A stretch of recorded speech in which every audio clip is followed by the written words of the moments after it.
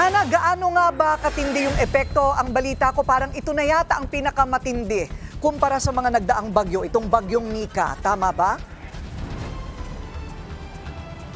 Nako, Corina, tama yan. No? Ayon sa LGU, ito na nga daw yung pinakamalalang bagyong tumama dito sa Santiago City, Isabela ngayong taon. Mas malala pa raw dahil mas malala pa ito kay Bagyong Christine dahil hanggang ngayon may ilang portions pa rin ng Santiago City, Isabela na walang kuryente at meron pa ring mga evacuees na tumutuloy sa evacuation centers. Kilala ang mga Pinoy sa maagang paghanda sa Pasko. Pero dito sa Santiago City, bubungad na sa mga bisita ng syudad ang mga nasirang Christmas decoration dahil kay Bagyong Nika. Ang Christmas tree na gagamitin sana ng LGU para sa susunod na buwan, bumagsak na. Ganon din ang dekorasyon sa bungad ng City Hall.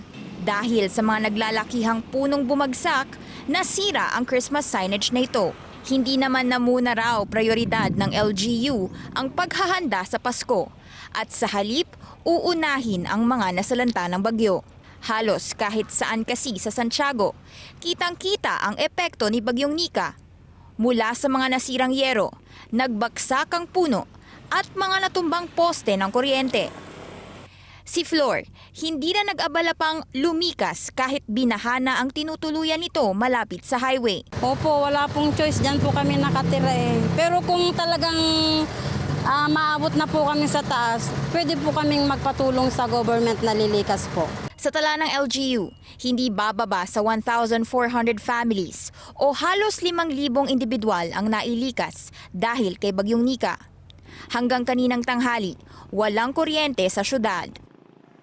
Halos ganito rin ang naging sitwasyon sa Cauayan City.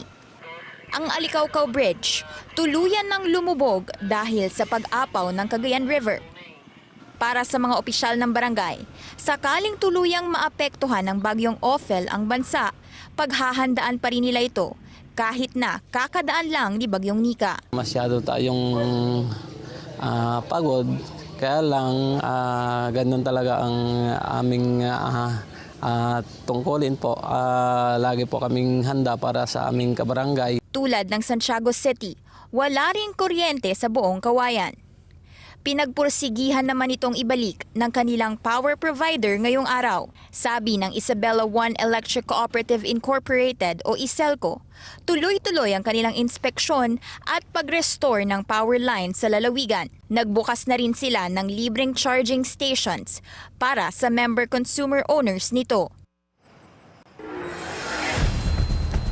Corina, mas mabuti na ang lagay ng panahon dito sa Santiago City, Isabela. Kanina nakausap natin ang ilang mga taga-LGU. Ang sabi nila meron na raw ilang evacuees na nakauwi na pero sa 3 barangay pa lang. Corina.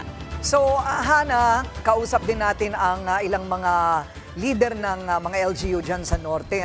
So, medyo pinaghahandaan na nila yung 2 pang posibleng dumating na bagyo. So napag-uusapan ba yan ngayon dyan kung paano sila maghahanda?